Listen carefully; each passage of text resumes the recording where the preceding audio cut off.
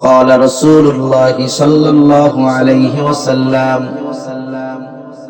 احصوا هلال شعبان لرمضان নবীজি সাল্লাল্লাহু আলাইহি ওয়াসাল্লাম বলেন, তোমরা শাবানের চাঁদ গণনা করো, তার মানে শাবানের তারিখ গণনা করো লিরমাদান, রমজানের জন্য তথা রমজানের প্রস্তুতি নেওয়ার জন্য। তার মানে মুহাদ্দিসিনে কেরাম বলেন, উলামায়ে কেরাম বলেন, যারা শাবানের চাঁদ গণনা করবে রমজানের প্রস্তুতি স্বরূপ, বলে তাদের এই চাঁদ গণনার কারণে তাদের আমলনামায় সওয়াব লেখা হয়ে যাবে। শাবান মাস এমন এক মাস, নবীজি সাল্লাল্লাহু আলাইহি ওয়াসাল্লামকে জিজ্ঞাসা করা হলো, ইয়া রাসূলুল্লাহ সাল্লাল্লাহু আলাইহি ওয়াসাল্লাম, রমজান মাস ব্যতীত আপনাকে কোন মাসে এত পরিমাণ, শাবান মাস ব্যতীত আপনাকে কোন মাসে এত পরিমাণ রোজা রাখতে আমি দেখি নাই। রমজান মাস তো ভিন্ন, এ মাসে তো রোজা রাখা ফরজ। এই মাসটা ব্যতীত শাবান মাসে আপনি সবচাইতে বেশি রোজা রাখেন, আপনাকে শাবান মাসের চাইতে অন্য কোন মাসে বেশি রোজা রাখতে আর দেখি নাই। নবীজি সাল্লাল্লাহু আলাইহি ওয়াসাল্লাম বলেন, শাবান মাস এমন এক মাস যেই মাসের ব্যাপারে অধিকাংশ মানুষ উদাসীন, গাফেল। নবীজি সাল্লাল্লাহু আলাইহি ওয়াসাল্লাম বলেন, শাবান মাস হলো রজব এবং রমজান এই দুই মাসের মধ্যবর্তী মাস। বলে এই মাস হলো এমন এক মাস যেই মাসের ব্যাপারে অধিকাংশ মানুষ গাফেল। নবীজি বলেন, এই মাসে প্রত্যেকটা দিন বান্দার আমল আল্লাহর সামনে পেশ করা হয়। হাদিসের মধ্যে পাওয়া যায়, রাসূল আকরাম সাল্লাল্লাহু আলাইহি ওয়াসাল্লাম সোম এবং বৃহস্পতিবার রোজা রাখতেন। নবীজি সাল্লাল্লাহু আলাইহি ওয়াসাল্লামকে জিজ্ঞাসা করা হলো, ইয়া রাসূলুল্লাহ সাল্লাল্লাহু আলাইহি ওয়াসাল্লাম, আপনি কেন সোম এবং বৃহস্পতিবার রোজা রাখেন? নবীজি বললেন, সোমবার রোজা রাখার কারণ হলো, কারণ এই দিন আল্লাহ তাআলা আমাকে দুনিয়াতে পাঠিয়েছে। আল্লাহ তাআলার নিয়ামতের কৃতজ্ঞতা স্বরূপ সোমবার রোজা রাখি। বৃহস্পতিবার রোজা রাখার কারণ হলো, কারণ সপ্তাহের এই দিন বৃহস্পতিবার আল্লাহ তাআলার সামনে বান্দার আমল পেশ করা হয়। নবীজি বলেন, আমি পছন্দ করি এটা যে আমার আমল আল্লাহর সামনে পেশ করা হবে, আর এই অবস্থায় আমি থাকবো রোজাদার। অন্যান্য সময় সপ্তাহে বৃহস্পতিবার আল্লাহর সামনে বান্দার আমল পেশ করা হয়, কিন্তু শাবান মাস শুধু বৃহস্পতিবার এমনটা নয়, বরং শাবান মাসের প্রতিদিন আল্লাহর সামনে বান্দার আমল পেশ করা হয়। নবীজি সাল্লাল্লাহু আলাইহি ওয়াসাল্লাম বলেন, আমি এটা পছন্দ করি, আমি এটা ভালোবাসি যে আমার আমল আল্লাহ তাআলার সামনে পেশ করা হবে, আর এমত অবস্থায় আমি থাকবো রোজাদার। এজন্য আমরা শাবান মাসে বেশি বেশি রোজা রাখার চেষ্টা করব, আল্লাহ তৌফিক দান করেন। আরে ভাই, আষাঢ় শ্রাবণ মাসে রোজা গেছে, কত কষ্ট হয়েছে না? আস্তে আস্তে আবার রোজা ঠান্ডার মধ্যে আসতেছে, একেবারে সার্কেলিং করে 36 বছর পরে আবার নিজ জায়গায় ফিরে আসবে। প্রতি বছর 10 দিন করে করে কমতে থাকে, কারণ ইংরেজি তারিখগুলোর সাথে আরবি তারিখের ব্যবধান হয় 10 থেকে 11 দিন। রাসূলুল্লাহ সাল্লাল্লাহু আলাইহি ওয়াসাল্লাম শাবান মাসে সবচেয়ে বেশি রোজা রাখতেন। আবার রজব মাসের আগমন যখন ঘটত, নবীজি সাল্লাল্লাহু আলাইহি ওয়াসাল্লাম দোয়া করতেন, আল্লাহুম্মা বারিক লানা ফি রজব ওয়া শাবান ওয়া বাল্লিগনা রমাদান। নবীজি বলতেন, আল্লাহ আপনি আমাদেরকে রজব এবং শাবানের বরকত দান করেন, আমাদেরকে রমজান পর্যন্ত পৌঁছায়া দেন। আমরাও এই দোয়াটা বেশি বেশি আল্লাহ তাআলার কাছে করব। সাথে সাথে আমাদের সালাফগণ, অতীতের বড় বড় মনীষীগণ রমজান আসার আগেই রমজানের প্রস্তুতি নেওয়া শুরু করে দেন, কারণ প্রত্যেকটা জিনিস যদি মূল ইভেন্টে কেউ ভালো পারফরম্যান্স করতে চায়, অবশ্যই অবশ্যই আগের থেকে প্রস্তুতি নেওয়ার দরকার আছে না? যে কোনো জিনিস হোক, সেটা ইসলামিক হোক আর অনইসলামিক হোক। মনে করেন একজন শিল্পী গান গাবে, প্রতিযোগিতায় গানই দল, হঠাৎ করে গিয়ে যদি তারে গান গাইতে দেওয়া হয়, ও হয়তো গানের সুর তাল লয় সব হারায় ফেলবে। কিন্তু এই সুর তাল লয় ঠিক রাখার জন্য সে অনুষ্ঠানে গান গাইবে 10 মিনিট বা 5 মিনিট, এই 5 মিনিট ভালো করার জন্য সে 5000 মিনিট প্র্যাকটিস করে, ঠিক কিনা কর? কোরআন তিলাওয়াত করে কারি সাহেব, এটাকে বারবার প্র্যাকটিস করে। ইসলামী সঙ্গীতের প্রতিযোগিতা হবে, বলে ওখানে ওটা বারবার সে প্র্যাকটিস করে। এই যে ফুটবল খেলে, ক্রিকেট খেলে, হঠাৎ করে একটা প্লেয়ার মাঠে নেমে যায় না, বলে আগের থেকে প্র্যাকটিস করে। বলে যেই কাজে সে আগের থেকে অভ্যস্ত থাকে, প্রস্তুতি থাকে, বলে ওই কাজটা সে মূল জায়গায় গিয়ে সহজে এবং সুন্দরভাবে করতে পারে। আমাদের দেশের মানুষ শাবান মাসের 29 তারিখ পর্যন্ত একেবারে একটাও রোজা রাখবে না সারা বছর। এইবার রোজার দিন থেকে রোজা শুরু করবে। প্রথম 10 দিন মোটামুটি রোজা রাখতে ওনার অবস্থা খারাপ। জোহরের নামাজের পরপরই মসজিদের মধ্যে শুইয়া একবার ওই পড়ে যায়, একবার ওই পড়ে যায়। কি হয়েছে রে ভাই?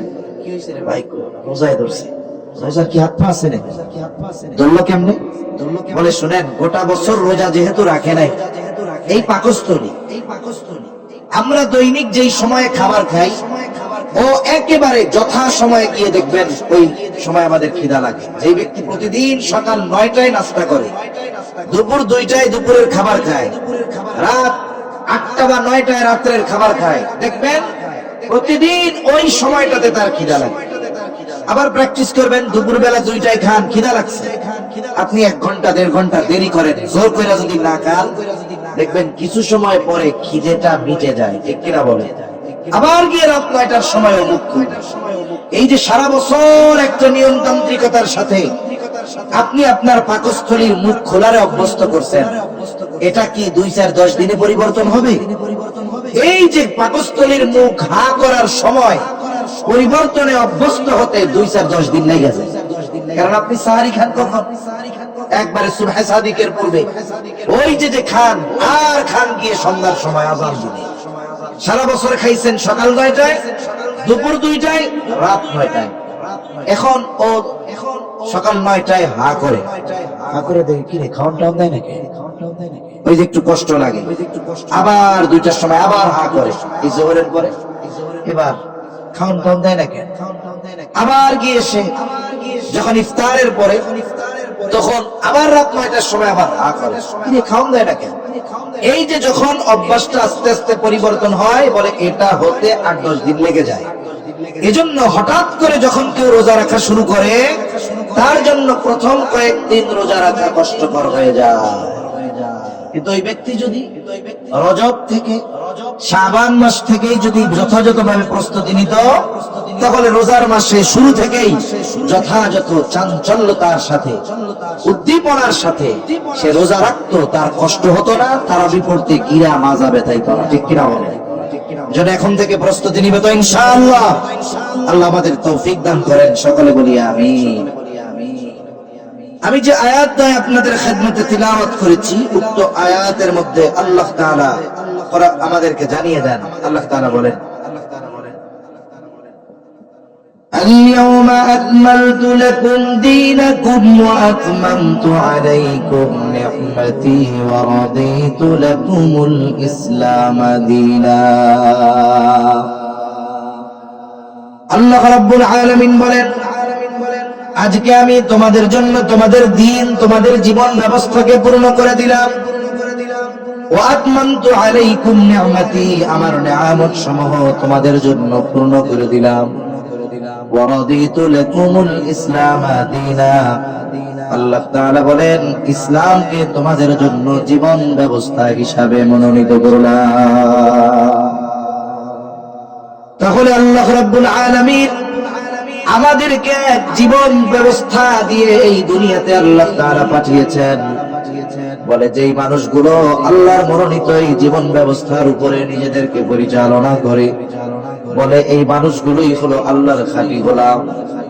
এই দুনিয়াতে মানুষ যদি মানুষের গোলামি করে, তার মূল্য কমে যায়। আর যদি মানুষ আল্লাহর গোলামি করে, তাহলে আল্লাহ তাআলা দুনিয়া আখিরাতে তার দাম আল্লাহ বাড়ায়া দেয়। গোলামের কাজ কি? গোলামের কাজ হলো বিনা শর্তে মনিবের সব হুকুম মেনে নেওয়া। চাকর যে চাকরি করে মনিবের সাথে তার অনেক শর্ত, কিন্তু গোলামের মনিবের সাথে কোনো শর্ত নাই, বরং একজন গোলাম বিনা শর্তে নির্দ্বিধায় সমস্ত হুকুম মেনে নিতে বাধ্য। ঠিক কিনা বলেন? তাহলে আমরা কার গোলাম?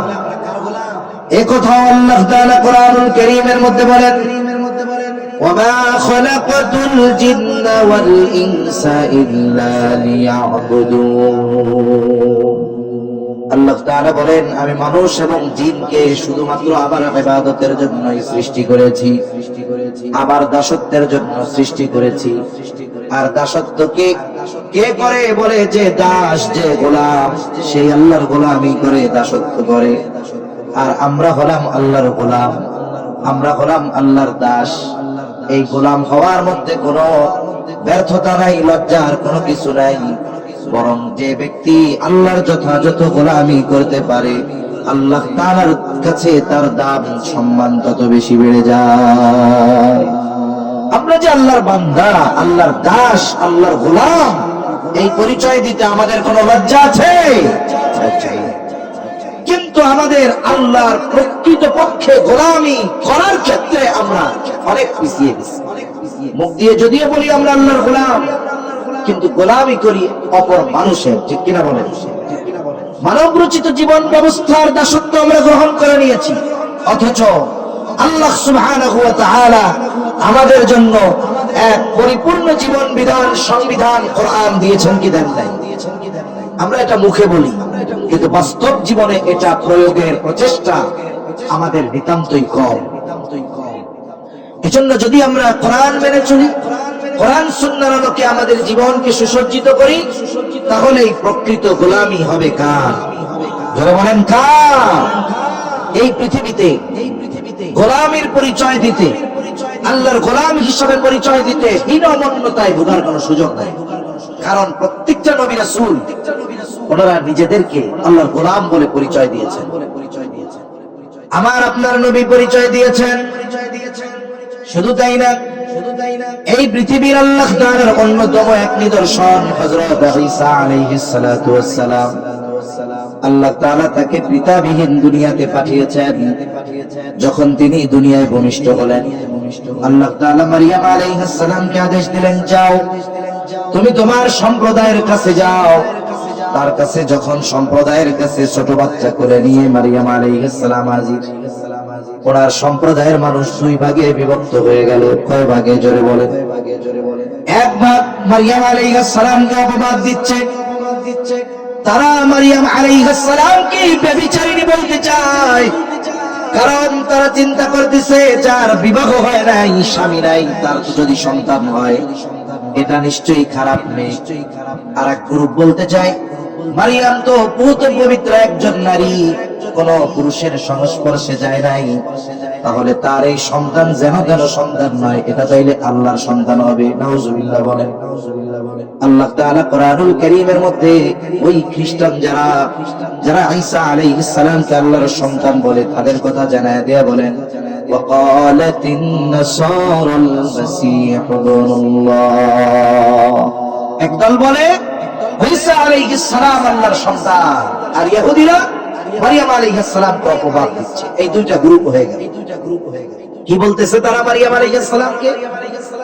তারা বলতেছে, ইয়া উখতা হারুন আবুকি ইমরাআ সাউইন ওয়া মা কানাত উম্মুকি বাগিয়া। হে হারুনের ভগ্নী, মা কানা আবুকি ইমরাআ সাউইন ওয়া মা কানাত উম্মুকি বাগিয়া। তোমার পিতা তো খারাপ কেউ না, তোমার মাও তো কোনো খারাপ মহিলা নয়। তার মানে তারা বলতে চাই, সন্তান তুমি পাইলা কোথায়? আল্লাহ তাআলা নির্দেশ দিয়েছে, ও মারিয়াম, ওরা যতই কথা বলুক না কেন তুমি চুপ থাকবা, কোনো কথা বলবা না। এইবার মারিয়াম আলাইহিস সালাম কি করলেন?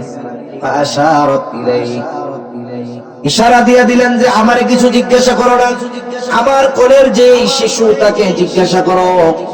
বলেন তো 1-2 দিনের বাচ্চা এটা কি কথা বলতে পারে নাকি? জোরে বলেন, পারে নাকি? কিন্তু আল্লাহ যদি চায় দোলনার শিশু, কোলের শিশু কথা বলতে পারবে, এটা সম্ভব কি সম্ভব নয়? এই বিশ্বাস আমাদের থাকতে হবে আল্লাহর প্রতি, যে বলতে পারে না কিন্তু আল্লাহ যদি বলাতে চায় এটা আল্লাহর জন্য সম্ভব, কোনো ব্যাপার না। কোনো কি না, জোরে বলেন, ব্যাপার না। ঘুম আসতেছে আপনাদের? তাকবীর দেন, নারায়ে তাকবীর, আর জোরে নারায়ে তাকবীর। মাশাআল্লাহ। আশেপাশে কেউ ঘুমন্ত থাকলে এটা উঠে যাবে। মারিয়াম আলাইহিস সালাম ইশারা দিয়ে দিলেন, ফাশারাত ইলাইক, আমারে কিছু জিজ্ঞাসা করো না, একে জিজ্ঞাসা করো। এইবার তারা বলে, ক্বালু কাইফা নুকাল্লিমু মান কানা ফিল মাহদি সাবিয়্যা, আরে এই দুগ্ধপোষ্য শিশু, দোলনার শিশু, এ কিভাবে কথা বলবে? আরে দেখেন, যখন ইব্রাহিম আলাইহিস সালামের কাছে ফেরেশতারা আসছে, কওমে লূত আলাইহিস সালামের যে অবাধ্য উম্মত, তাদের পাপের কারণে শাস্তি দেওয়ার জন্য ইব্রাহিম আলাইহিস সালামকে একটা সন্তানের সুসংবাদ দিয়েছে। অনেক সময় দেখবেন স্বামীর কাছে যদি কোনো মেহমান আসে, এবার মহিলা যদিও ওই মজলিসের মধ্যে থাকে না, কিন্তু জানালার ফাঁক দিয়া, বেড়ার ফাঁক দিয়া কান লাগায় লাগায় শুনে স্বামীর সাথে কি কথা কয়। শুনে কি শোনে না? ইব্রাহিম আলাইহিস সালামের স্ত্রী, উনিও বেড়ার পাশে দাঁড়িয়ে দাঁড়িয়ে শুনতেছেন ওই মেহমান বৃন্দ কোন কথা বলে। যখন সন্তানের সুসংবাদ দিলেন, এইবার ইব্রাহিম আলাইহিস সালামের স্ত্রী বলতেছে, হায় রে, আমি তো আজেজ, আমি তো অক্ষম, আমার তো কোনো সন্তান হবে না। ফেরেশতারা জবাব দিল, কিভাবে হবে? বলেন, বরং বলেন আল্লাহ তাআলা যেভাবে চায় সেভাবেই হবে। আরে আপনি সন্তান ধারণে অক্ষম হন, তাতে কি? আল্লাহ যদি চায় আপনাকে সক্ষম বানাতে পারবেন কি পারবেন না? এ পৃথিবীর কত নজির আছে এরকম। আমাদের দেশে অনেকের ঘটনা এরকম, সারা দেশ সহ পৃথিবীর বিভিন্ন প্রান্তে চিকিৎসা নিয়েছে, যে বাচ্চা হয় না, স্বামী স্ত্রী দুইজনের অসুবিধা। পৃথিবীর সব ডাক্তার এক রিপোর্ট, সম্ভব না, ইম্পসিবল, অসম্ভব। এরা দুনিয়ার সব ডাক্তারের দরবার ছেড়ে এক আল্লাহর দরবারে চলে গেছে, যেই ডাক্তারের উপরে আর কোন ডাক্তার নাই। আল্লাহর কাছে বলছে, আবেগ নিয়ে, দরদ নিয়ে, হয়তো ম্যাচিং হয়ে গেছে, দোয়া কবুলের সময় হয়তো পেয়ে গেছে, দোয়া কবুলের শর্তগুলোও তাদের মধ্যে হয়তো পাওয়া গেছে, আল্লাহ দোয়া কবুল করছে। দেখা গেল বছর না ঘুরতেই আল্লাহ তাআলা তাদের কোলে, আল্লাহ তাআলা পূর্ণিমার চাঁদের চাইতেও সুন্দর সন্তান আল্লাহ দান করে দিচ্ছে। এজন্য আল্লাহ যদি চায় সবকিছু সম্ভব, ঠিক কিনা বলেন? কত কিছুই তো অসম্ভব মনে করছেন 1 বছর আগে, 7 মাস আগে, চিন্তাও করি না। যদি কেউ স্বপ্নে দেখতো ওই দল ক্ষমতায় নাই, এই অবস্থা হয়েছে। আপনাদের এই বড়াইগ্রাম থানার ওসির কাছে গিয়া যদি ওই সময় কইতো, ভাইরে আমি তো একটা স্বপ্নে দেখছি। কি স্বপ্ন? স্বপ্নে দেখছি যে আগামী 2025 সালে এই দল আর ক্ষমতায় থাকবে না। আপনারা জেলখানায় বইরা কইতো, স্বপ্ন দেখছস, অন্য কিছু দেখতে পারোস না। তার মানে এই স্বপ্ন দেখলেও শাস্তি পাওয়া লাগতো, ঠিক কিনা বলেন? কিন্তু আল্লাহ তাআলা ওটাকেও বাস্তবে পরিণত করে দিয়েছে। এজন্য আল্লাহ তাআলার ব্যাপারে আমাদের সর্বোচ্চ বিশ্বাসী হওয়ার দরকার আছে না নাই? এটা আমাদের জন্য শিক্ষা। হাজার হাজার বছর আগে ফিরআউনের পতনের মাধ্যমে আল্লাহ তাআলা গোটা মানব জাতির জন্য শিক্ষণীয় হিসাবে ফিরআউনের দেহকে আল্লাহ হেফাজত করেছিলেন। কোরআনুল কারীমে কথা আছে না নাই? সূরা ইউনূসের মধ্যে আছে 11তম পারায় আল্লাহ তাআলা আমাদের জন্য এই শিক্ষা দিয়েছেন, ভবিষ্যতে যারা ক্ষমতার মসনদে বসবে, অতীতের জালেমের পতন এটা যারা দেখেছে, এটাও তাদের জন্য শিক্ষা, ঠিক কিনা বলেন? মনে রাখতে হবে, আপনি যদি অতীত থেকে শিক্ষা গ্রহণ না করেন, আপনি সুদৃঢ় মজবুত ভবিষ্যৎ গড়তে পারবেন না। ইশারা দিয়ে দিলেন, এরা বলতেছে, ক্বালু কাইফা নুকাল্লিমু মান কানা ফিল মাহদি সাবিয়্যা, আরে এই দোলনার শিশু কিভাবে কথা বলবে? আল্লাহ তাআলা ঈসা আলাইহিস সালামের জবান খুলে দিলেন। দুই পক্ষের জবাবই দিয়ে দিলেন। এক পক্ষ বলতে চায় মারিয়াম ব্যভিচারিণী, আর এক পক্ষ বলতে চায় আল্লাহর সন্তান। আর ঈসা আলাইহিস সালাম প্রথমেই তার পরিচয় দিলেন, ক্বালা ইন্নী আবদুল্লাহ আতানিয়াল কিতাবা ওয়া জাআলানি নাবিয়্যা। বলেন আল্লাহু আকবার। ঈসা আলাইহিস সালাম বলেন, ইন্নী আবদুল্লাহ, আমাকে তোমরা আল্লাহর সন্তান বলো না, আমার মাকে অপবাদ দিও না, আমি আল্লাহর বান্দা, আল্লাহর গোলাম। আতানিয়াল কিতাবা ওয়া জাআলানি নাবিয়্যা, আমাকে কিতাব দেওয়া হয়েছে, আমাকে নবুয়ত প্রদান করা হয়েছে। তাহলে দেখেন নবীরাও পরিচয় দিয়েছেন আমরা কার গোলাম। জোরে বলেন। দুনিয়ার নিজামটাও দেখেন, দুনিয়ার যদি অনেক সময় এমন হয়, দুনিয়ার একজন মানুষ যদি অপর মানুষের গোলামি যথাযথভাবে করে, তার দামও ওই মানুষের কাছে বেড়ে যায়। ইতিহাস থেকে আপনাদের একটা ঘটনা শোনাই। সুলতান মাহমুদ গজনবী রহমতুল্লাহি আলাইহি, সুলতান মাহমুদ গজনবী রহমতুল্লাহি আলাইহি এই উপমহাদেশে তিনি 17 বার আক্রমণ করেছেন, অভিযান পরিচালনা করেছেন। প্রত্যেকটা অভিযান ছিল সফল অভিযান। এই সুলতান মাহমুদের একজন গোলাম ছিল, তার নাম ছিল আয়াজ। কি নাম? জোরে বলেন। গোলাম, দেখতে কালো, চেহারা ভালো না, উচ্চ বংশের নয়, চেহারাও সুন্দর নয়, কালো, ঠোঁট মোটা। এক কথায় আমাদের দৃষ্টিতে দেখতে অসুন্দর হওয়ার জন্য যত গুণ দরকার সব তার মধ্যে ছিল। কিন্তু সুলতান মাহমুদ এই আয়াজকে খুব ভালোবাসতেন, মোহাব্বত করতেন, যেখানেই যাইতেন সাথে সাথে রাখতেন। নিজের সবচেয়ে সিক্রেট জায়গা সেখানেও তিনি আয়াজকে নিয়ে যাইতেন। এই দৃশ্য দেখে সবার ভালো লাগতো না। মন্ত্রী, উজির, সেনাপতি বলে, দেখছো বাদশার মনে হয় মাথা খারাপ, এই গোলামের ঘরের গোলাম। বাদশাহ সব সময় তাকে সাথে রাখে। বাদশার মনে হয় মাথা খারাপ হয়ে গেছে, আমাদের মতো উচ্চ বংশীয় লোক থাকতে, আমাদের মতো সম্ভ্রান্ত লোক থাকতে বাদশাহ আমাদেরকে বাদ দিয়া গোলামরে নিয়ে সব জায়গায় যায়, এইটারে বেশি লাই দিয়া দিতেছে। এই কথাগুলো একটা সময় বাদশার কানের মধ্যে পৌঁছায় গেল। বাদশাহ চিন্তা করলেন সবার জবাবগুলো দেওয়া দরকার, কিভাবে দেওয়া যায়। একদিন তিনি রাজপ্রাসাদে বসে আছেন, মসনদে বসা, সিংহাসনে বসা, রাজ দরবারে সবাই উপস্থিত, গোলাম পাশে দাঁড়ানো, কারণ গোলামের জন্য দরবারে কোনো সিট নাই, আসন নাই, চেয়ার নাই। এবার সুলতান মাহমুদ আদেশ করলেন, যাও রাজকোষ থেকে দামি একটা হীরার টুকরা নিয়ে এসো। বাদশার আদেশে দামি একটা হীরার টুকরা আনা হলো। বাদশাহ এবার এই হীরার মূল্য বর্ণনা করতেছেন। এই হীরার মূল্য এত বেশি, এর মূল্য আমার রাজত্বের প্রায় অর্ধেক। অনেক গুণগান বর্ণনা করবার পর বাদশাহ এবার মন্ত্রীকে ডাক দিয়ে বলে, মন্ত্রী আমার কাছে আসো। এবার মন্ত্রী বাদশার সামনে আসলেন। মন্ত্রীর হাতে হীরার টুকরা দিয়ে বলা হলো, আপনি কি এইটার দাম জানেন, মূল্য জানেন? বলে, হ্যাঁ জানি। বাদশাহ এবার আদেশ করলেন, এটাকে জমিনের উপরে আপনি নিক্ষেপ করেন, ফ্লোরের উপরে এটা ছেড়ে দেন। বলেন তো, হীরার টুকরা যদি ফ্লোরের উপরে ছেড়ে দেওয়া হয়, আসার দেওয়া হয়, ওটা কি আর আলাম থাকবে নাকি সেটা ভেঙে যাবে? ভেঙে যাবে। হীরার টুকরা এটার যত বড় হবে এর দাম তত বেশি। এটার দাম মন্ত্রী জানে। বাদশাহ আদেশ করছে, আসার দিয়ে ফেলে দেন, ভেঙে ফেলেন।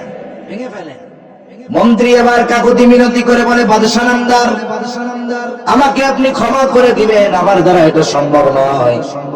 এত মূল্যবান দুষ্প্রাপ্য জিনিসের ক্ষতি সাধন করা আমার দ্বারা সম্ভব নয়, পারবো না। মন্ত্রীর এই আচরণে খুশি হয়ে গেলেন বাদশাহ। এক থলে স্বর্ণ মুদ্রা দিয়ে দিস। ও মনে করেছে আমি গোল্ডেন এ প্লাস পেয়ে গেছি। হাসতে হাসতে গিয়া চেয়ারের মধ্যে বসতে, যে আমি তো রাজার মন জয় করে ফেলছি। এবার ডাক দেওয়া হলো উজিরকে।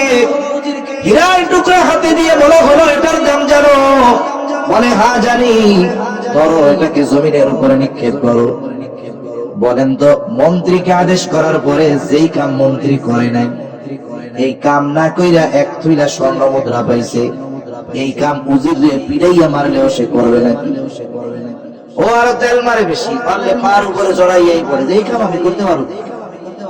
বাদশাহ খুশি হয়ে গেলেন, এক তলে স্বর্ণ মুদ্রা দিয়ে দিলেন। হাসতে হাসতে গিয়া সিংহাসনে বসে বলতেছে, যাক বাদশার মন জয় করে ফেললাম। এবার সেনাপতিকে ডাক দেওয়া হলো। সেনাপতি, এটার মূল্য জানো? বলে হ্যাঁ জানি। বলে আছাড় দাও, ভাঙো, জমিনের উপরে নিক্ষেপ করো, চূর্ণ বিচূর্ণ করে ফেলো। সেনাপতি এবার বলে, বাদশা নামদার, এই সম্পদ গুলো অর্জনে জীবন বাজি রেখে আমরা লড়াই করি, আমার দ্বারা এটা সম্ভব নয়, আমাকে আপনি ক্ষমা করে দেন, মাফ করে দেন। তার আচরণেও বাদশা খুশি, এক থলে স্বর্ণ মুদ্রা দিয়ে দিল। খুশি হয়ে গিয়ে তার জায়গায় বসে পড়ছে। এইবার পাশে দাঁড়ানো গোলাম আয়াজ, আয়াজকে ডাক দিয়ে বলে, আয়াজ এটার দাম জানো? বলে হ্যাঁ মনিব জানি। বানো। বলতে দেরি, সাথে সাথে ফ্লোরের উপরে নিক্ষেপ করে দিল, হীরাটা ভেঙে গেল। মন্ত্রী উজির সেনাপতি দাঁড়ায় গেছে। সেনাপতি কোষ থেকে তরবারি বের করে বলে, বাদশা নামদার, ওর কল্লাটা ফেলায় দেই। কত বড় সাহস! মন্ত্রী বলে, এই জন্যই তো কই গোলামের ঘরের গোলাম, বেশি লাই দিতে হয় না। আপনি তো লাই দিয়ে মাথায় উঠায় ফেলছেন। এত দামি সম্পদ আমরা ভাঙলাম না, আর বলতে দেরি, ভাঙতে দেরি করলো না। নির্বোধ গর্দভ। বাদশা এবার বলে, থামো থামো, একই আদেশ তোমাদের করলাম, তোমরা বাংলা না। ওই আদেশই তো আমি আয়াজকে করলাম, আয়াজ বাংলো। ওর কাছ থেকেই তো কারণটা একটু শুনি। আয়াজকে বলা হলো, আয়াজ তুমি কি এই হীরার মূল্য জানো না? বলে হ্যাঁ বাদশা নামদার জানি। বলে আদেশ করলাম মন্ত্রীকে, উজিরকে, সেনাপতিকে, তারা ভাঙলো না, আর তোমার আদেশ দিতে দেরি, তুমি ভাঙতে দেরি করলা না, কারণটা কি? বলে বাদশা নামদার, আমি হলাম আপনার গোলাম, আপনি আমার মনিব। এই হীরার দাম যত বেশি হোক না কেন, আমি গোলামের কাছে এইরকম কোটি হীরার চাইতে আমার মনিবের আদেশের দাম বেশি। এরকম কোটি হীরাও যদি আমার সামনে দেন, আপনার আদেশের সামনে ওগুলো সব মূল্যহীন। ইতিহাস সার্চ দিবেন ইন্টারনেটে, সুলতান মাহমুদ গজনবী রহমাতুল্লাহি আলাইহির ইতিহাস। এখন তো ইসলামের ইতিহাস থেকে এগুলাও উঠায় ফেলানোর প্রচেষ্টা করেছে। কেন? কারণ সাইজটা তো দাদা বাবুদের উপরে ছিল, ঠিক কিনা বলেন? এজন্য দেখেন না, আপনি যদি আমাদের পার্শ্ববর্তী দেশে যান, যত ধরনের ঐতিহাসিক স্থাপনা আছে সবগুলো মুসলমানদের হাতে নির্মিত, ঠিক কিনা বলেন? মনে রাখবেন, হয়তো টাকা দিয়ে নাম পরিবর্তন করে ফেলা যায়। অনেক নাম পরিবর্তন হয় না? আমাদের দেশের এয়ারপোর্টের নাম পরিবর্তন হয়েছে, পৃথিবীর কত জায়গায় কত কিছুর পরিবর্তন হয়েছে। ওরা হয়তো টাকা আছে, নাম পরিবর্তন করে ফেলবে, কিন্তু প্রকৃত ইতিহাস আর সত্যকে মোছা যায় না।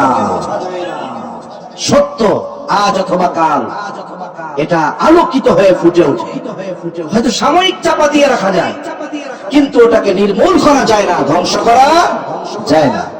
প্রকৃত ইতিহাস এক সময় ফুটে উঠে, আর ইতিহাস বিকৃতকারী যারা, এদেরকে একটা সময় ইতিহাস ওই নর্দমার মধ্যে নিক্ষেপ করে দেয়। সেজন্য ইতিহাস জানা দরকার। যে জাতি তার অতীত যত জানে, তার ভবিষ্যতের ভিত তত মজবুত হয়। তো দেখেন, সুলতান মাহমুদ গজনবীর মন্ত্রীর নাম কি আপনারা কেউ জানেন? আমিও জানি না, আমার 14 গোষ্ঠীও জানবে না। সেনাপতির নাম কি জানেন? জানেন? আমিও জানি, আমার 14 গোষ্ঠীও জানবে। ইতিহাসের পাতায় তাদের নামও খুঁজে পাওয়া যাবে না।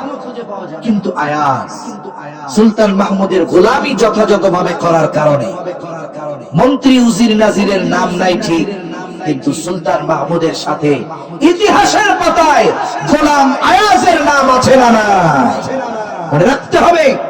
এজন্য ইতিহাস, যারাই আল্লাহর গোলামি যথাযথভাবে করে, আল্লাহ তাআলা তাদেরকে ইতিহাসে স্বর্ণাক্ষরে আগামী প্রজন্মের সামনে আল্লাহ তাদেরকে স্মরণ করায় দেয়, ঠিক কিনা বলেন? এজন্য আল্লাহর গোলামি যথাযথভাবে করলে আল্লাহ তাআলা দুনিয়া আখিরাতে দাম বাড়ায় দেয়, ঠিক কিনা বলেন? আল্লাহর গোলামি কিসের মাধ্যমে করব? তার দেওয়া জীবন ব্যবস্থার উপরে নিজের পরিবার, নিজের রাষ্ট্র পরিচালনার প্রচেষ্টা করার মাধ্যমে। ঠিক কিনা বলেন? আল্লাহ রাব্বুল আলামিন তার গোলামি করার জন্য আমাদেরকে এক পরিপূর্ণ জীবন ব্যবস্থা দান করেছেন। আল্লাহ রাব্বুল আলামিন বলেন, আল ইয়াওমা আকমালতু লাকুম দীনাকুম ওয়া আতমামতু আলাইকুম নি'মাতি ওয়া রাদিতু লাকুমুল ইসলাম দীনা।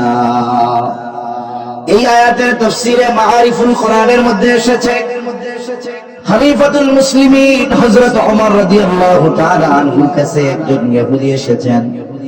ইহুদি এসে ওমর রাদিয়াল্লাহু তাআলা আনহুকে বলে, খলিফাতুল মুসলিমিন, আপনাদের কোরআনে এমন একটা আয়াত আছে যেটা আল্লাহ তাআলা আপনাদের নবীর উপরে নাজিল করেছেন, আপনারা তিলাওয়াত করেন। বলে, ওই আয়াত যদি মুসা আলাইহিস সালামের উপরে নাজিল হতো, তাওরাতে যদি নাজিল হতো, বলে যেই দিন নাজিল হতো ওই দিনটাকে আমরা ঈদের দিন বানায় নিতাম। সূরা মায়েদার 3 নম্বর আয়াতের একটি অংশ এটা।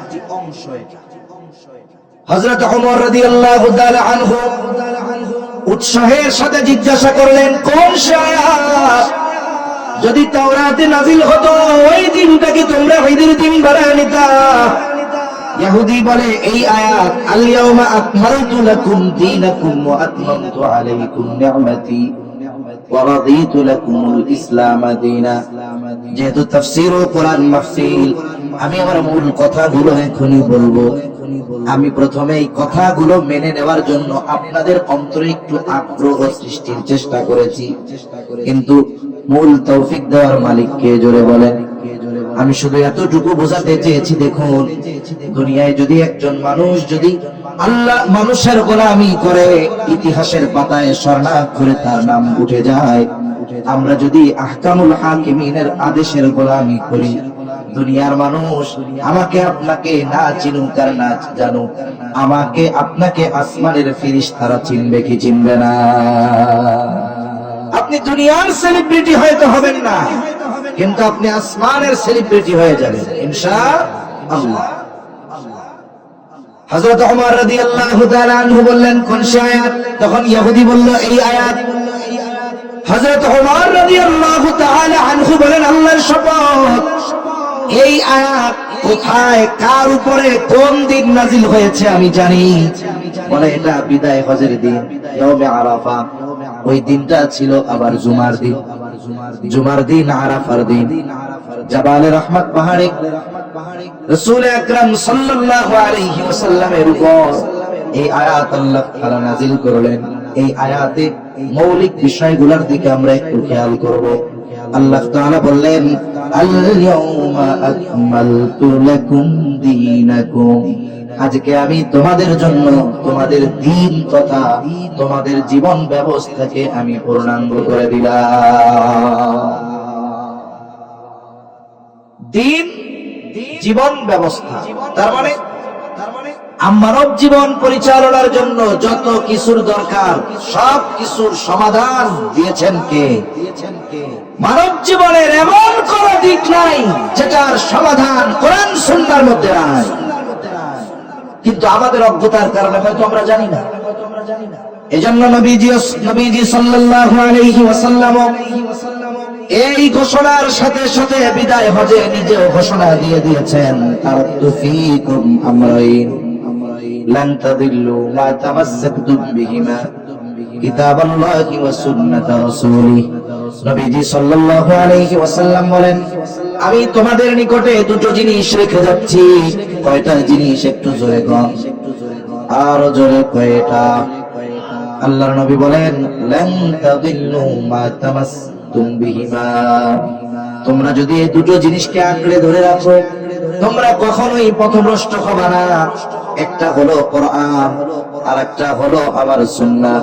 তার মানে কোরআন সুন্নাহকে যে জীবনের প্রতিটা ক্ষেত্রে আঁকড়ে ধরে, অর্থাৎ কোরআন সুন্নাহকে জীবনের প্রতিটা ক্ষেত্রে যারা আমলে পরিণত করে, নবীজি বলেন লান তাদিল্লু, তারা কখনো পথভ্রষ্ট হয় না। তাদের পথ এই কোরআন সুন্নাহ আঁকড়ে ধরার কারণে, জীবনে কোরআন সুন্নাহর আইন বাস্তবায়ন করার কারণে ওই পথ তাকে জান্নাত পর্যন্ত নিয়ে যায়। এজন্য কোরআনুল কারীমের মধ্যে আল্লাহর রশি ওয়াতাসিমু বিহাবলিল্লাহি জামিআন ওয়া লা তাফাররাকু, তোমরা আল্লাহর রজ্জুকে শক্ত করে ধরো, তোমরা বিচ্ছিন্ন হয় না। এখানে আব্দুল্লাহ ইবনে আব্বাস রাদিয়াল্লাহু তাআলা আল্লাহর রজ্জু, আল্লাহর রশি এর ব্যাখ্যা করেছেন কোরআন আর সুন্নাহ। যারা কোরআন সুন্নাহ ধরে রাখবে, বলে এই রশি ধরে রাখবে তো ওর শেষ প্রান্তেই রয়েছে আল্লাহর জান্নাত। সুবহানাল্লাহ বলে। জান্নাতে তো সহজ না, দুনিয়ায় ক্ষমতা জোর করে পাওয়া যায়, কিন্তু জান্নাত পাওয়ার দিয়ে, ক্ষমতা দিয়ে পাওয়া যায় না। তাহলে আল্লাহ রাব্বুল আলামিন বললেন, আজকে আমি তোমাদের জন্য তোমাদের দ্বীনকে পরিপূর্ণ করে দিলাম। তাহলে আমাদের দ্বীন হলো ইসলাম। আমাদের দ্বীনের নাম কি জোরে বলেন? আল্লাহ তাআলা বলেন, ওয়ারাদিতু লাকুমুল ইসলাম দীনা, এবং তোমাদের জন্য দ্বীন হিসাবে ইসলামকে আমি মনোনীত করলাম। আবার আল্লাহ তাআলা বলেন, ইন্নাদ দীনা ইনদাল্লাহিল ইসলাম, আল্লাহ তাআলার কাছে একমাত্র জীবন ব্যবস্থার নাম হলো ইসলাম। বলেন তো এখানে আমরা যারা আছি, আমরা সবাই মারা যাব কি যাব না? দুই একজন আছেন নিজে মরতাম করতাম না, আছেন নাকি? আল্লাহ, সবাই মরবো। কবরস্থান কোন পাশে? এই পাশে। যারা এলাকার আছে এটাও কবরস্থানের এলাকা। আল্লাহু আকবার। এখনো বুঝেই রয়েছি কবরস্থানের। আমাদের সকলকে একদিন এখানে মাটির তলে যেতে হবে। এখন আছি উপরে, এক সময় যাব কোথায়? এই মাটিটার নিচে। কবরে রাখার সাথে সাথে যখন একেবারে দাফন কমপ্লিট, এর কিছু মুহূর্ত পরেই আমাদের সকলকে তিনটি করে প্রশ্ন করা হবে। কয়টি প্রশ্ন? এই তিন প্রশ্ন করা হবে। এটা রাসূল আকরাম সাল্লাল্লাহু আলাইহি ওয়াসাল্লাম অনেকগুলো হাদিসের মধ্যে জানায় দিয়েছেন। সংশয় সন্দেহ করার কোন সুযোগ নাই। এখন কেউ যদি চিন্তা করে, তাহলে এক কাম করি, কবরের মধ্যে লাইট লুইট দিয়ে ক্যামেরা ফিটিং করে রাখি, দেখি তখন ফেরেশতা আছে আর কি বলে। মনে রাখবেন, মৃত্যু থেকে নিয়ে একেবারে পুনরুত্থান দিবস পর্যন্ত এটাকে বলা হয় আলমে বারজাখ। এটাকে কি বলে? আলমে বারজাখ।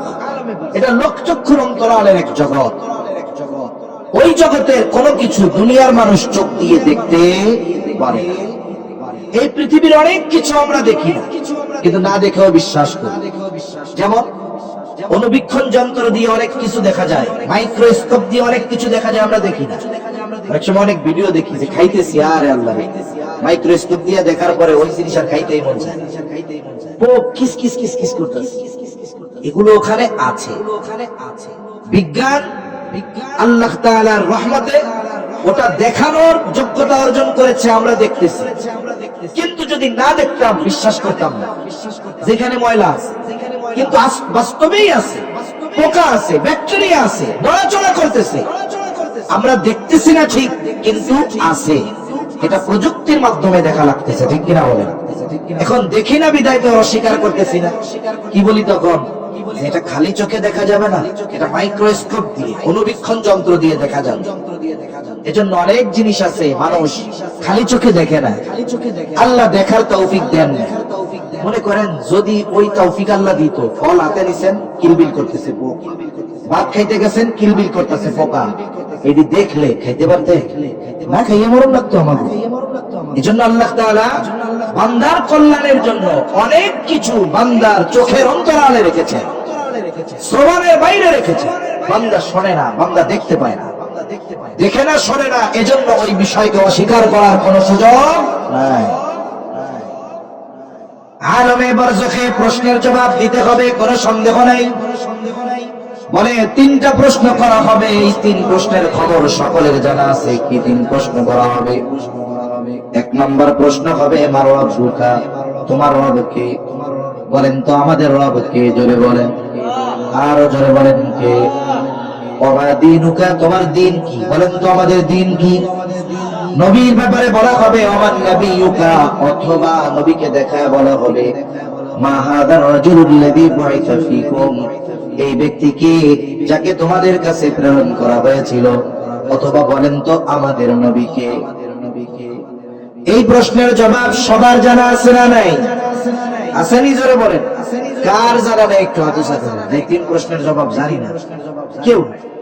আপনাদের বাজারে গিয়ে যদি কোনো অমুসলিম ভাই থাকে তারা জিজ্ঞাসা করবেন, আমি জিজ্ঞাসা করবেন, ও ভাই আমাদের আকীদা বিশ্বাস হলো আমাদের কবরে রাখার পরে 3টা করে প্রশ্ন করবে, তোমার কি জানা আছে? ওরে বাবা কি কও দাদা ভাই, জবাব সহ জানা, জবাব সহ জানা। এই যে আল্লাহ তাআলা 3 প্রশ্ন করবেন কবরে, এটা জানাই দিছেন এত আগে। তাইলে বাস্তবতা কি ছিল? যে পরীক্ষার হলে গিয়ে এই 3 প্রশ্নের জবাব দেওয়া আমাদের জন্য পানি ভাতের চেয়ে সহজ, ঠিক কিনা? কিন্তু বিষয়টা এমন নয়। বাস্তবিক দুনিয়ার পরীক্ষার প্রশ্ন হলো এইরকম, বলে একটু লেখাপড়া করলে পরীক্ষার হলে গিয়ে জবাব দেওয়া যায়। কিন্তু কবরের 3 প্রশ্ন আল্লাহ তাআলা আগে জানায় দিয়েছেন। এই 3 প্রশ্ন লেখাপড়ার সাথে, মুখস্থ করার সাথে, নকল নেওয়ার সাথে সম্পৃক্ত নয়, বরং এই 3 প্রশ্নের জবাব হলো দুনিয়ার কর্মের সাথে সম্পৃক্ত। এই 3 প্রশ্নের আলোকে সে যদি তার দুনিয়ার হায়াত অতিবাহিত না করে আর মরার সময় যদি ওসিয়ত করে, কাম করিস রে, কি কাজ, আমি যখন মরে যাবো আমার কাফনের মধ্যে এই 3 প্রশ্নের জবাব লেখা বলে দিস। কেন এমন কান্না কিরা এসে জিজ্ঞাসা করলেই দেখায় দেন ওই যে জবাব নিয়ে কাজ হবে? জোরে বলেন, কাজ হবে? কাজ হবে না। এই জন্য এই 3 প্রশ্নের জবাব সম্পৃক্ত হলো আমলের সাথে। এখন আমি সারা জীবন আল্লাহর নাফরমানি করলাম, আল্লাহর আইনের বিরোধিতা করলাম, কোরআন সুন্নাহর বিরোধিতা করলাম, আল্লাহর আদেশ অমান্য করলাম, আল্লাহর গোলামি দাসত্ব বাদ দিয়ে মানুষের দাসত্ব করলাম, আল্লাহ তাআলার প্রদত্ত শাসন ব্যবস্থাকে বাদ দিয়ে মানুষ মানব রচিত ইসলাম বিরোধী আইন বাস্তবায়ন করার প্রচেষ্টা করলাম। আল্লাহর কসম, ওই লোক যদি তাহাজ্জুদ গুজারি হয় কবরের মধ্যে জবাব দিতে পারবে না আমার রব আল্লাহ। পারবে? দ্বিতীয় প্রশ্ন করা হবে, আমার দিন, তোমার দিন কি? বলে যেই ব্যক্তি ইসলাম অনুযায়ী তার জীবন দুনিয়ার হায়াত অতিবাহিত করে নাই, বলে ও জবাব দিতে পারবে না আমার দিন ইসলাম। ইসলাম মানুষের রন্ধ্রে রন্ধ্রে, মানব জীবনের প্রত্যেকটা জায়গায় ইসলাম আছে। ব্যক্তিগত জীবনে আছে, সামাজিক জীবনে আছে, পারিবারিক জীবনে আছে, রাজনৈতিক জীবনে আছে, সব জায়গায় ইসলাম বলেন তো আছে না নাই? ইসলাম হলো কমপ্লিট কোড অফ লাইফ। ইসলাম এমন এক জীবন ব্যবস্থা, মানব জীবনের এমন কোন দিক নাই যে যার সমাধান আপনি ইসলামে পাবেন। ইসলাম কেমন জীবন ব্যবস্থা? বলে ইসলাম মানব জীবনের সকল সমস্যার সমাধান তো দেয়, বরং ইসলাম এমন এক প্রশস্ত জীবন ব্যবস্থা যেখানে আমি খাবো কেমনে, আমি রাতে ঘুমাবো কেমনে, এই দিক নির্দেশনাও ইসলামের মধ্যে আছে না নাই? দেখুন, যে ইসলাম রাতের বেলা বাতি নিভিয়ে ঘুমাতে বলে, ওই ইসলাম আমার ব্যক্তিগত, পারিবারিক, সামাজিক, অর্থনৈতিক, রাজনৈতিক, রাষ্ট্রীয় জীবন পরিচালনার ক্ষেত্রে দিক নির্দেশনা ইসলামে থাকবে না, এটা হতে পারে না। এজন্য আমাদের একটু সদিচ্ছা দরকার, নিজেদেরকে ইসলামের উপরে পরিচালিত করার, নিজের হায়াতটাকে পরিচালনা করার সদিচ্ছা আমাদের দরকার। মনে রাখতে হবে, আপনি হয়তো চিন্তা করতেছেন রাষ্ট্রীয়ভাবে ইসলাম প্রতিষ্ঠা হবে, এরপরে আমি ইসলাম মানব। আপনি ওই পর্যন্ত অপেক্ষা করার কোনো সুযোগ নাই, বরং আপনি এখন থেকে ইসলাম মানা শুরু করবেন। যারা ইসলাম প্রতিষ্ঠা করতে চায় আপনি তাদের সহযোগী হবেন, সহযোদ্ধা হবেন। আপনার ব্যক্তিগত জীবনে ইসলাম প্রতিষ্ঠার ক্ষেত্রে এদেশের কোন ব্যক্তি বাধা প্রদান করবে? এই অধিকার দেওয়া আছে? আপনি যদি সুদ না খান, আপনি যদি ঘুষ না খান, আপনি যদি অন্যের জমির না খান, আপনি যদি মিথ্যা না বলেন, আপনার কেউ জোর করে সুদ ঘুষ খাওয়াবে? তার মানে ইসলামের কিছু বিষয় আছে এটা মানুষের ব্যক্তিগত রিলেটেড, যেটা আমল করার জন্য সামগ্রিক লোকের প্রয়োজন নাই, সে নিজে আমল করতে পারে। এরকম কিছু বিষয় আছে। পারিবারিক কিছু বিষয় আছে যেগুলো আপনি আপনার পরিবারকে নিয়ে পরিচালিত করতে পারবেন। আপনি যদি আপনার স্ত্রীকে, আপনার কন্যাকে পর্দা করান, কেউ জোর কইরা তাদেরকে বেপর্দা করাইতে পারবে? পারবে। এজন্য এই সমস্ত বিষয়গুলো আগে নিজেরা আমল করব, সাথে সাথে যারা ইসলাম প্রতিষ্ঠার জন্য প্রচেষ্টা করে তাদের সহযোগী হয়ে যাব আর আল্লাহর কাছে দোয়া করতে থাকবো। এতটুকু যদি আমরা করি, আশা করা যায় কবরের মধ্যে যখন প্রশ্ন করবে আমা দিনু, তোমার দিন কি, আমি আপনি জবাব দিতে পারবো আমাদের দিন হলো ইসলাম। আবার আমার জীবনটাকে রাসূলুল্লাহ সাল্লাল্লাহু আলাইহি ওয়াসাল্লামের আদর্শে সুসজ্জিত করব। নবীজির সুন্নাতের আলোকে যদি আমি আপনি আবার আপনার জীবন পরিচালিত করতে পারি, তাহলে কবরে যখন প্রশ্ন করা হবে ওমান নবিয়্যুকা, তোমার নবীকে, আমার মুখস্থ যদি নাও থাকে, সুন্নাতের উপরে আমার দুনিয়ার হায়াত অতিবাহিত করার কারণে আমি কবরে জবাব দিয়ে দেব আমার নবী হলেন মুহাম্মদুর রাসূলুল্লাহ সাল্লাল্লাহু আলাইহি ওয়াসাল্লাম। তাহলে আয়াতের কথার দিকে যাই না, আদার করা যাবে না। আল্লাহ তাআলা বলেন আজকে আমি তোমাদের জন্য তোমাদের দ্বীনকে পরিপূর্ণ করে দিলাম। দ্বীন মানে হলো জীবন ব্যবস্থা। মানুষের জীবনে চলার জন্য যত কিছু দরকার সব কিছু ইসলামের মধ্যে আছে না নাই? এরপর পরই আল্লাহ তাআলা বলেন ওয়া আতমামতু আলাইকুম নি'মাতি, আমি তোমাদের জন্য দ্বীন পরিপূর্ণ করলাম। সাথে সাথে আল্লাহ তাআলা বলেন আমি তোমাদের জন্য আমার নিয়ামত সমূহ পরিপূর্ণ করে দিলাম। তাহলে দ্বীন পরিপূর্ণর ঘোষণার সাথে সাথে নিয়ামত পরিপূর্ণতার ঘোষণা আল্লাহ কেন দিয়েছেন? কারণ কি?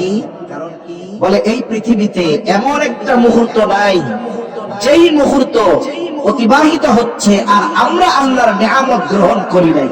এমন একটা মুহূর্ত আছে, প্রতিটা শ্বাস প্রশ্বাস আল্লাহর নিয়ামত আমরা ভোগ করতেছি, সবকিছু আল্লাহর নিয়ামত। তবে এই নিয়ামত গুলো পূর্ণাঙ্গ নয়। যখনই আমরা পরিপূর্ণ দ্বীন মানব, পরিপূর্ণ ইসলাম মেনে চলব, তখনই আমরা পরিপূর্ণ নিয়ামত আল্লাহ তাআলার পক্ষ থেকে প্রাপ্ত হব। এর আগ পর্যন্ত নিয়ামত পাবো সাময়িক, কিন্তু পরিপূর্ণ নিয়ামত পাওয়া সম্ভব নয়। আচ্ছা, একটা উদাহরণ দিয়ে আমি আলোচনা শেষের দিকে যাবো ইনশাআল্লাহ। একটা বাজে গেছে।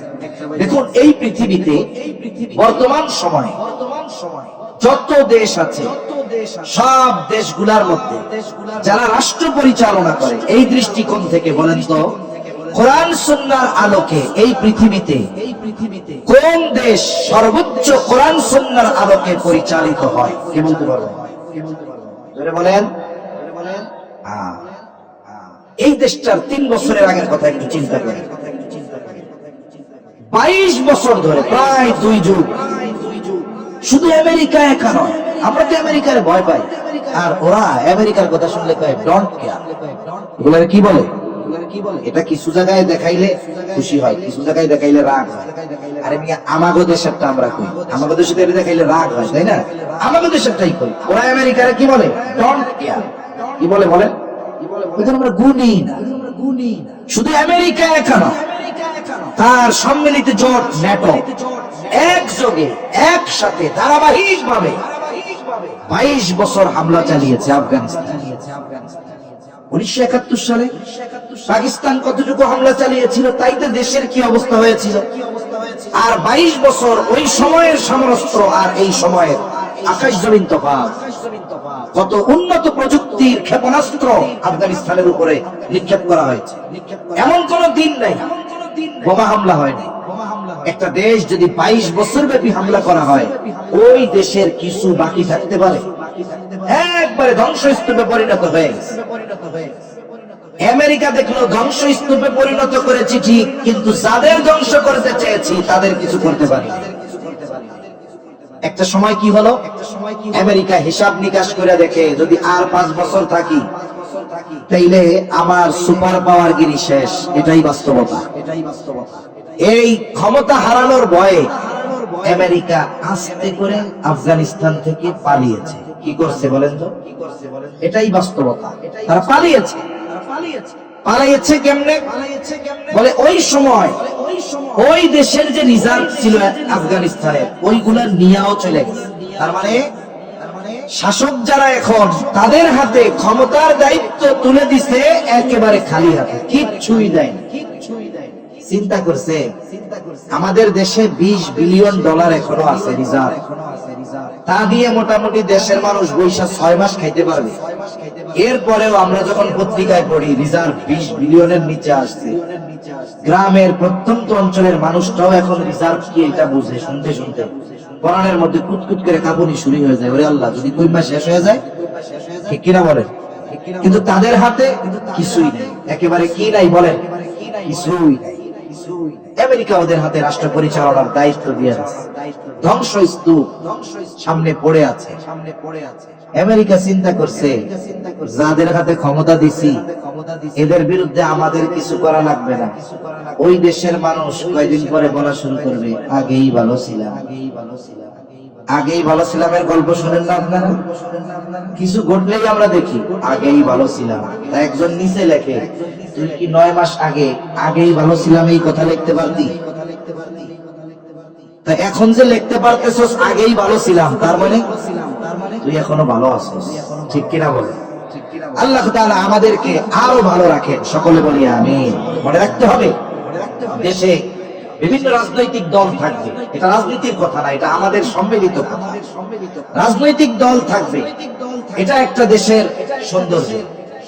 একজন রাজনৈতিক দলের ব্যক্তি আরেকজন রাজনৈতিক ব্যক্তিকে সে তার প্রতিদ্বন্দ্বী মনে করবে, প্রতিপক্ষ মনে করবে না। কি মনে করবে? প্রতিদ্বন্দ্বী মনে করবে। তার সাথে আমার প্রতিদ্বন্দ্বিতা হবে, আমি তার চাইতে মানুষের কাছে বেশি পৌঁছাবো, আমার ভালো কাজ। এদেশের রাজনৈতিক দলগুলো যদি মানুষের কাছে পৌঁছানোর ক্ষেত্রে লাঠি, অস্ত্র আর ক্ষমতা ব্যবহার না করে, উত্তম আচরণ ব্যবহার করে মানুষের হৃদয় জয় করার প্রতিযোগিতা করত, এই দেশে দুর্নীতি, অন্যায়, ব্যভিচার, জেনা এগুলো কিছুই থাকতো না, ঠিক কিনা বলে? আপনি আপনার আচরণ দিয়ে ক্ষমতার মসনদে বসেন।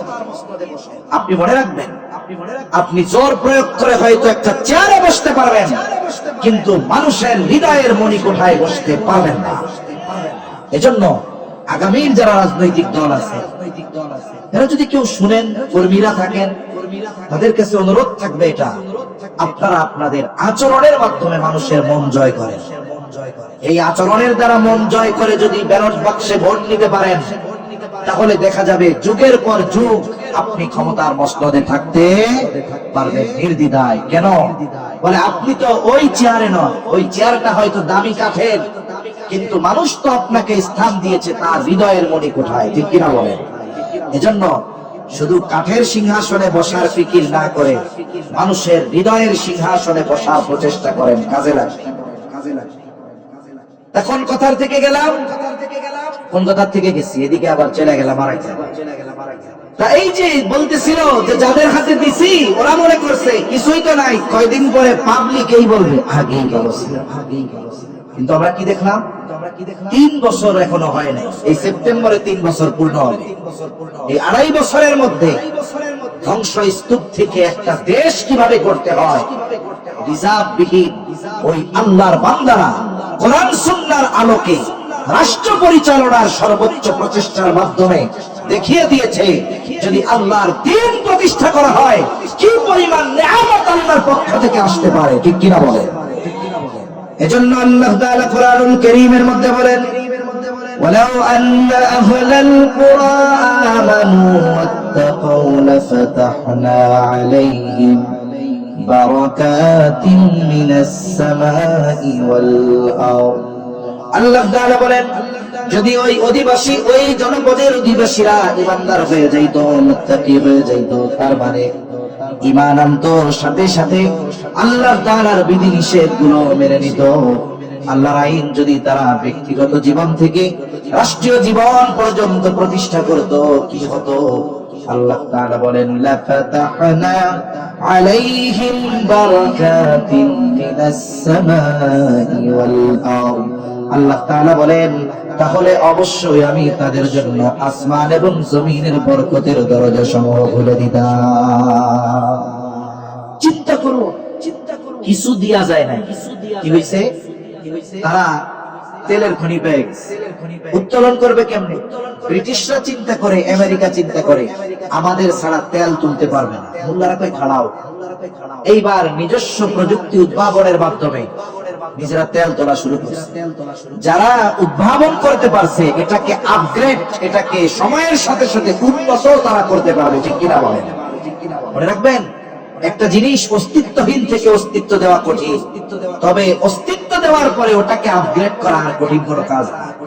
এরপর আমরা কি দেখলাম? এই পৃথিবীর সবচেয়ে আধুনিক প্রযুক্তি সম্পন্ন গাড়ি তারা আবিষ্কার করতেছে।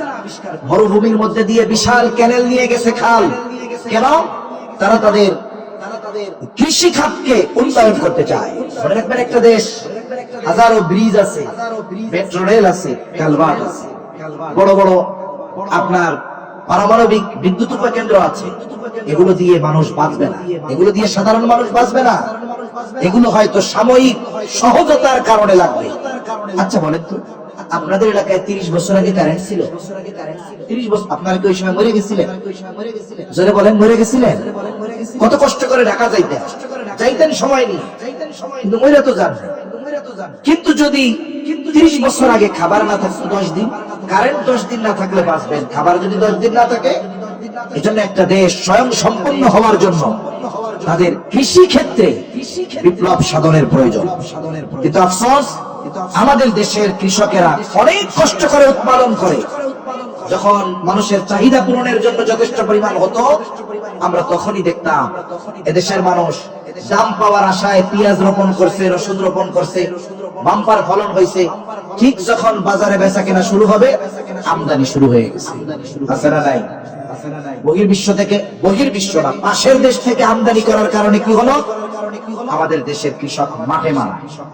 এজন্য মনে রাখতে হবে যে আমার দেশের কৃষক উৎপাদন করবে, তাদেরকে বাঁচানোর ব্যবস্থা করতে হবে। আমি 20 টাকার জিনিস 40 টাকা দিয়ে কিনবো, তবে বাহিরেরটা নয়, আমার দেশের কৃষক যেটা উৎপাদন করেছে এটা। এজন্য একটা দেশ যখন পরিপূর্ণ খাদ্যে স্বয়ং সম্পন্ন, খাদ্য উৎপাদনে স্বয়ং সম্পন্ন না হয়, ততক্ষণ পর্যন্ত মাথা উঁচু করে দাঁড়ানো কঠিন। ওরা কি করছে? প্রথমেই কৃষি ক্ষেত্রে বিপ্লব আনার চেষ্টা করছে, সফল তারা চাষ করেছে ফলের, আল্লাহ তাআলা ওই দেশে ফল দেয়। এখন এই ফল থেকে তারা এটাকে রিফাইন করে জুস বানাইছে। কি বানাইছে? জুস। তাদের জুসের সবচেয়ে বড় ক্রেতা হলো আমেরিকা। কেন? আমেরিকা জানে যে আমরা ওদের যতই বিরোধিতা করি না কেন, ওদের এই জিনিসগুলোর মধ্যে কোনো ভেজাল নাই। এই জন্য সবচাইতে বেশি এদের দেশ থেকে এগুলো আমেরিকা নিয়ে যায়। চিন্তা করে দেখেন, তোরা ডলার নিয়ে গেছস, কিন্তু আল্লাহ ওদের এমন নেয়ামত দিয়েছে, এখন ডলার দিয়ে ওদের কাছ থেকে তোরা এগুলো কিনে নিবি। 3 বছরের মাথায় কি হচ্ছে? বলে এই পৃথিবীতে বিগত 2-3 বছর যেই দেশগুলো অর্থনীতির দিক দিয়ে উন্নতি সাধন করতেছে, এর মধ্যে সবচাইতে বেশি অর্থের মূল্য, টাকার ভ্যালু বাড়ছে যেই দেশের, সেই দেশের নাম হলো আফগানিস্তান। ধ্বংসস্তূপ একটা দেশ। কয়েক বছর আগেও আফগানিস্তানের কয়েকশো টাকায় বাংলাদেশের 1 টাকা ছিল। এখন বাংলাদেশের 2 টাকা দিয়ে আফগানিস্তানের 1 টাকা কিনতে হয়। আপনি চিন্তা করছেন টাকার মান কোথায় গেছে? এটা কি কারণে হয়েছে? ওরা দিন মানছে আর আল্লাহ ওদেরকে নেয়ামত দিয়েছে, ঠিক কিনা বলেন? এজন্যই আল্লাহ রাব্বুল আলামিন কোরআনুল কারীমের মধ্যে ওয়া আতমামতু আলাইকুম নি'মাতি, দিন পরিপূর্ণ করার পরে ঘোষণা দিয়েছেন নিয়ামত সমূহ পরিপূর্ণ করে দিলাম। তার মানে আমরা যদি পরিপূর্ণ আল্লাহর দিন মানি, আমাদেরকে পরিপূর্ণ নিয়ামত যিনি দিবেন তিনি কে? এজন্য আজকে থেকে কথা শেষ, আমাদের মিশন শুরু করতে হবে যে আমি আমার ব্যক্তিগত জীবন থেকে ইসলাম প্রতিষ্ঠার প্রচেষ্টা করব। আমি কোনো দল বুঝি না, কোন দলের প্রতি আমার এই দাওয়াত নয়, আমার প্রত্যেকটা ব্যক্তির প্রতি এই আহ্বান যে আপনি আগে আপনার ব্যক্তিগত জীবনে ইসলাম সেটিং করেন, পারিবারিক জীবনে করেন। ইনশাআল্লাহ একজন আমি 10 জন মিলে আমরা, ঠিক কিনা বলেন? এক সময় আমি পরিবর্তন হব, আমার পরিবার পরিবর্তন হবে, আমার সমাজ পরিবর্তন হবে, আমার গ্রাম পরিবর্তন হবে, ইউনিয়ন পরিবর্তন হবে। ইনশাআল্লাহ ওই ইসলাম একদিন ইনশাআল্লাহ গোটা দেশে ইসলাম প্রতিষ্ঠা হবে ইনশাআল্লাহ। তবে শুরুটা কার থেকে হবে? বলেন আমার থেকে। শুরু কার থেকে? জোরে বলেন। আমার থেকে। আমি যদি ইসলামে নিজেকে না সাজাই, তাহলে দেশ সুসজ্জিত আমি করতে পারবো না। আল্লাহ সুবহানাহু ওয়া তাআলা আমাদের সকলকে পরিপূর্ণ দ্বীন মেনে পরিপূর্ণ নিয়ামত অর্জন করার তৌফিক দান করেন। জোরে বলি আমিন, আর জোরে বলি আমিন। আসসালামু আলাইকুম ওয়া রাহমাতুল্লাহি ওয়া বারাকাতুহু।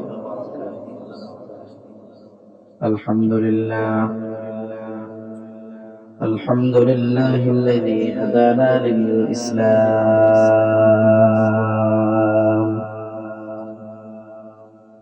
الذي نزل القرآن هدى للناس وبينات من الهدى والفرقان، وخلق الإنسان وكرمه وعلمه من البيان ما لم يعلم، فسبحان الذي لا يحصى امتنانه باللسان ولا بالقلم، ونشهد أن لا إله إلا الله وحده لا شريك له، ونشهد أن سيدنا وسندنا وحبيبنا وطبيبنا وأولانا ومولانا محمد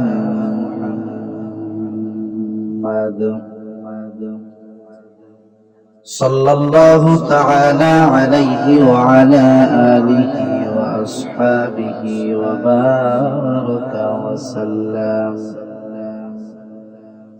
وبارك وسلم تسليما كثيرا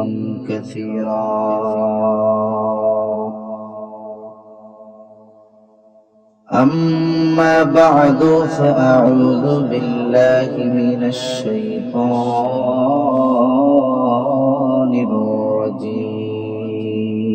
الرجيم. بسم الله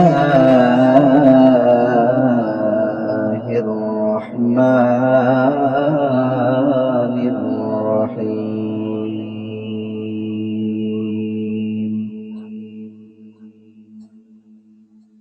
وما خلقت الجن والإنس إلا ليعبدون.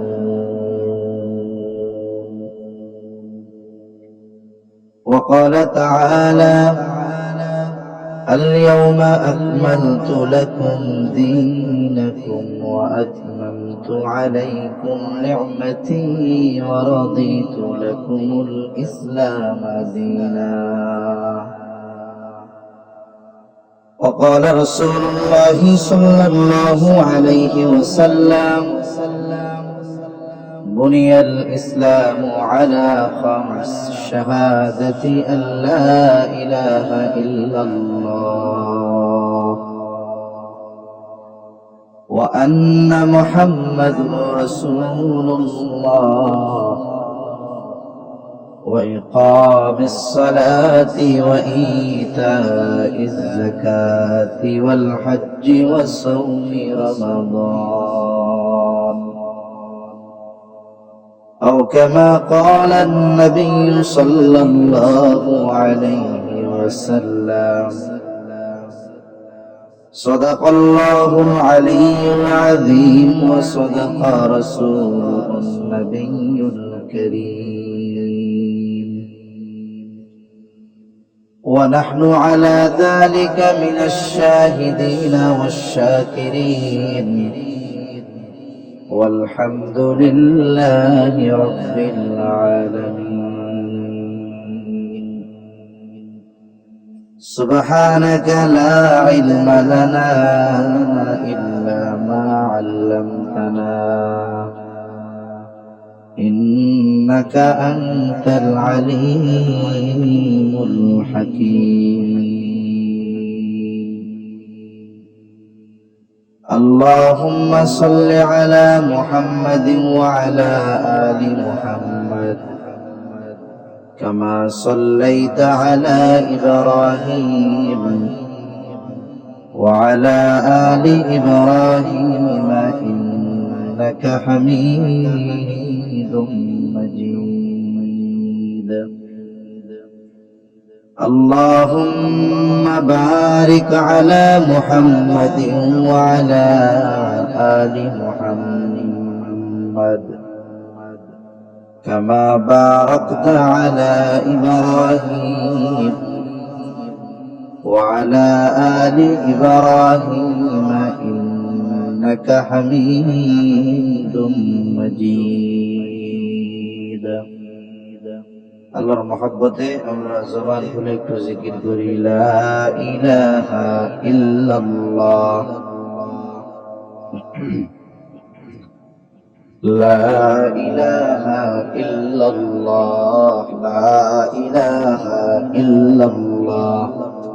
এই আওয়াজটা দূর থেকে টানে এরকম করো, আর এত নয়েজ কেন? এটা কেন কেন করে কেন? হ্যাঁ, নিউট্রাল শর্ট, ওই শর্টটা ঠিক করে নিবা না। আওয়াজ ছাড়ো, রিভার্ব দিয়ে আওয়াজ ছাড়ো, দূর থেকে যেন আওয়াজটা কথা কি বুঝা। লা ইলাহা ইল্লাল্লাহ লা ইলাহা। জবান খুলে জিকির করি আমরা, একটু জবান খুলে।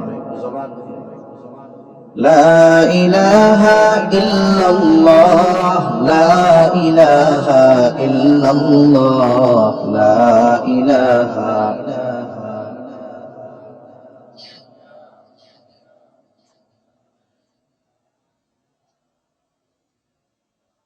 لا إله إلا الله محمد رسول الله সাল্লাল্লাহু আলাইহি ওয়াসাল্লাম।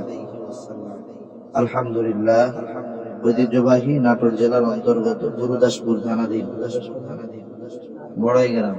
থানার নামটা দেন নাই, কি অসুবিধা ছিল দিতে?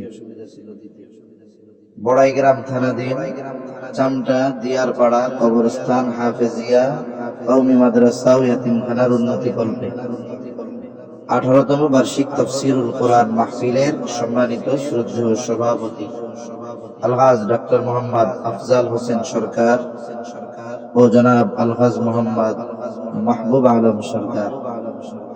আজকে মাহফিলের প্রধান অতিথি আলহাজ আব্দুল আজিজ সাহেব, সভাপতি গুরুদাসপুর উপজেলা বিএনপি ও সাবেক চেয়ারম্যান গুরুদাসপুর উপজেলা পরিষদ। বিশেষ অতিথিদ্বয় মাওলানা মোহাম্মদ আব্দুল হাকিম সাহেব ও জনাব মোহাম্মদ আবু বকর সিদ্দিক গোফলা। আমন্ত্রিত উলামায়ে কেরাম, সামনে উপস্থিত মুরব্বিয়ানে কেরাম, সমবয়সী যুবক বন্ধু, স্নেহের ছোট ভাই, মাইকের আওয়াজ যত দূরে যায় নিজ নিজ স্থানে অবস্থানরতা সম্মানিত শ্রদ্ধা মা ও বোন। ভলিউম ছাড়ো, আওয়াজ জানি দূর থেকে টানে। আল্লাহ রাব্বুল আলামিনের দরবারে অগণিত শুকর যে মহান মালিক হায়াতে বরকত দিয়ে সুস্থ রেখে দীর্ঘ রাত পর্যন্ত উলামায়ে কেরামের জবান থেকে খুবই গুরুত্বপূর্ণ কথা শ্রবণ করবার, আমাকে আপনাদের খেদমতে কিছু কথা বলার তৌফিক যে মহান মালিক দান করেছেন, সে মহান মালিককে খুশি করার জন্য মুহাব্বতের সাথে জবান খুলে অন্তর থেকে আমরা একবার কালিমাতুশ শুকর পাঠ করি আলহামদুলিল্লাহ।